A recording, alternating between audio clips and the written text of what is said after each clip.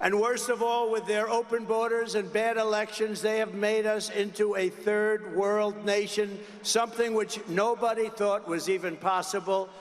Americans deserve a campaign based on the issues. We try and keep it on the issues.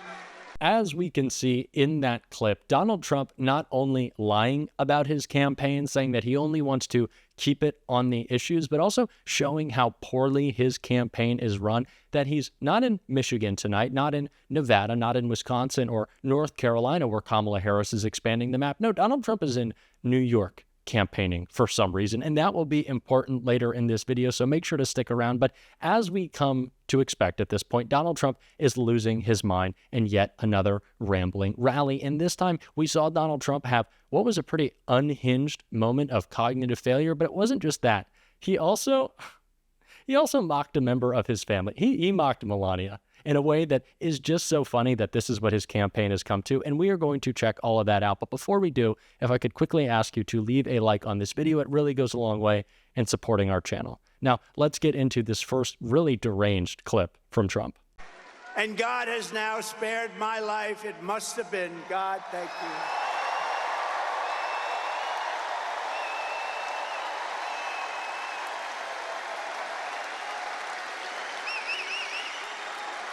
Not once, but twice.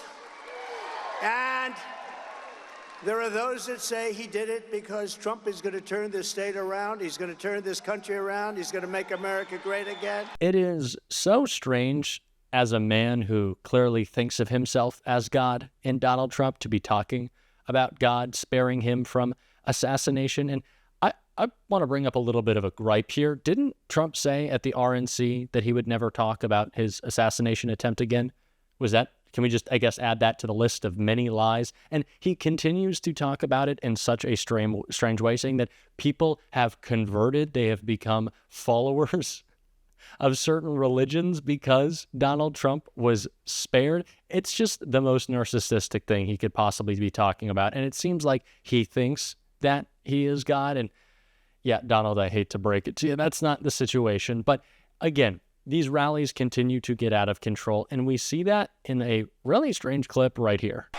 But the message is it's time to stop the lies, stop the hoaxes, stop the smears, stop the lawfare or the fake lawsuits against me, and stop claiming your opponents will turn America into a dictatorship. Give me a break. Because the fact is that I'm not a threat to democracy, they are.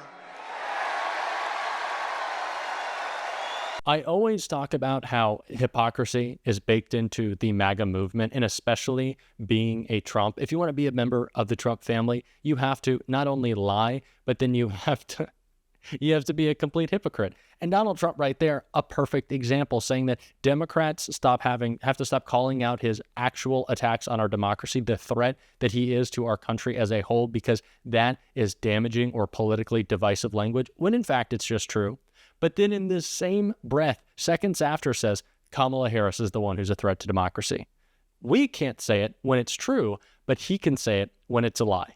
If that isn't MAGA wrapped up so perfectly in a bizarre bow, I don't know what else is. And like I said, the state of New York, important in this meltdown from Donald Trump tonight, and you will see that in this moment right here. And the reason I'm here is because it hasn't been done in many decades. It hasn't been done for a long time, but we are going to win New York. This is going to be the first time that I support a decision of Donald Trump's. If you want to invest in New York because you think you can win it, go ahead. Be my guest. I'd love to see you try. Spend all of your time here. Put the headquarters right in NYC. The people here love you.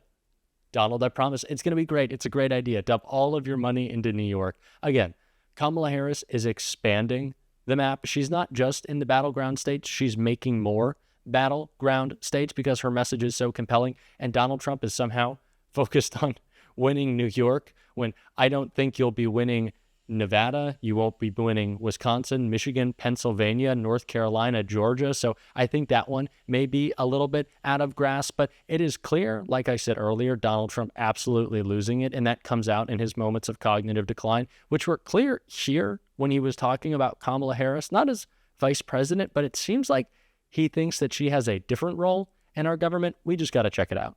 Who, by the way, was just rated by far the most liberal senator in the U.S. Senate, more so even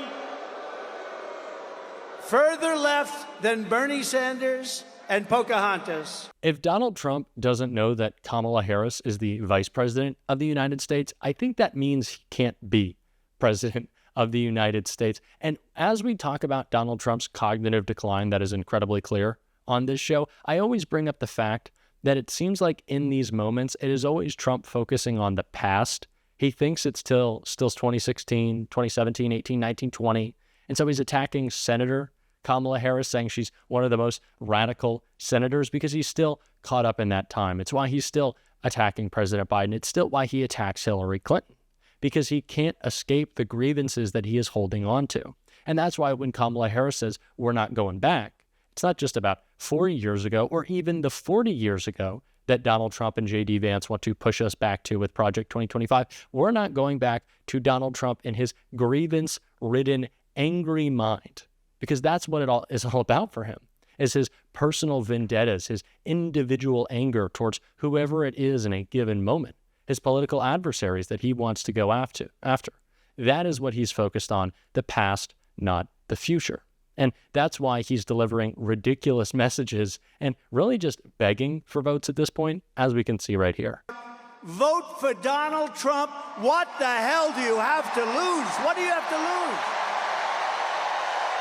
lose? What do you have to lose? I don't know. Democracy, your rights, Social Security, Medicare. Do you want me to go on? I could keep rattling them off. And what type of closing message is that? Kamala Harris is talking about the ways we can make sure our government is working for us and build a better future. Donald Trump says, I don't know, haven't you seen the worst of me? The contrast, people, really, are we serious? It's why she's blowing him out of the water. It's why Kamala Harris is surging more in the polls. And I continue to say this, and I'm surprised that I get to continue to say that another day, another bump in the polls. Not because I don't expect Kamala Harris's message to resonate, but because it is so unfathomable, it is so historic, her rise, her meteoric rise in this election. But of course, Donald Trump is trying to lie about that, and that's why he brought up this poll right here. And we just had some great polling come out. I think the most accurate poll over the last 8 or 9 years was Rasmussen. They just came out with a poll that we're 5 up. We're 5 up. 5 up. We should be 35 up, to be honest with you. But, you know, some people can't break an old habit. That's really what it is. Rasmussen is by far the most conservative leaning of all the polls. And for that to be what Donald Trump is relying upon for his trusted source, when we actually see A-plus polls coming in with Kamala Harris up big in the most important swing states. And one of the most important that we saw was a poll out of Iowa that only had Donald Trump up 3 to 4 points, a state that he won by a much bigger margin, showing that Kamala Harris is closing the gap in this race, and states that Donald Trump would absolutely win in a 2020 or 2016 election. But this one is different, and it's different because he is losing it. It is different because his messaging is so deranged. It is different because Kamala Harris is surging and inspiring hope and joy and unity across the country. Well, Donald Trump can't land a political blow on her. The only person it seems like, for some reason, I'm sorry, I'm cracking up even saying this, that he could land a political blow on is Melania. He actually went after his own wife in this speech. Somehow this is where Donald Trump is. Let's just check it out. Said to our great First Lady, who can draw a crowd? Did you watch me tonight on television, First Lady? People love our First Lady out there. Right?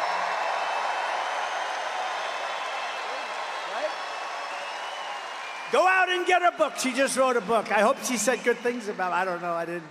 So busy. She just wrote a book called Melania. Go out and buy it. It's great. And if she says bad things about me, I'll call you all up and I'll say, don't buy it, get rid of it. No, but So we know Melania's big contribution to the campaign has been talking about her memoir. We saw earlier today her say that the media has been after her for her nude modeling career. I don't remember that. But Donald Trump admitting that, I'm not surprised the guy who doesn't read hasn't read her book. This is what the speeches are at this point. We're not even going to call them speeches. These are what the ramblings have come to. Again, Kamala Harris is expanding the map. Donald Trump is attacking his wife's memoir. Could we see a bigger contrast in this race? I don't think so, people. I really don't. It is so incredibly clear, and we're going to keep talking about it on this show every single day. And if you want to support that, as always, you can hit that subscribe button and leave a like on this video. If you stuck around to the end, say hi in the comments, drop a blue heart, and let me know if you also wouldn't read Melania's book. I'm sorry, it's just so funny. And until next time, I'll see you soon.